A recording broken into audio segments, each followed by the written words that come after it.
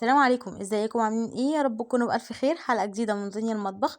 النهاردة ان شاء الله هنعمل مع بعض وصفة جميلة جدا، وهكلمكم كده في حاجة صغيرة. طبعا كلنا سمعنا عن الزبدة الترند اللي هي كوباية لبن وكوباية زيت وتضربيهم في الخلاط يعملوا لك قالب زبدة. انا شايفة ان هي فاشلة، وفي قنوات عملتها وقالت ان هي فاشلة، وفي قنوات قالت ان هي ناجحة.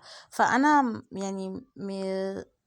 انا عن نفسي ما حبيتش ان انا اجربها، لاني حسيت ان انا هخسر مجهود، وهخسر وقت، وهخسر كمان المكونات اللي انا هضيفها، لان هي مش هتنفعني في اي حاجه، وحاسه ان هي كمان هتبقى مضره، لان اللبن بيبقى ني فيها، وكمان يعني مش عارفه، حاساها كده ان هي مش ناجحه. فانا حبيت اعمل الوصفه دي النهارده للي مش عارفها، عشان في ناس كتير عارفينها. تمام. اللي هو تحويل اللبن من تحويل وش اللبن لزبدة، وكمان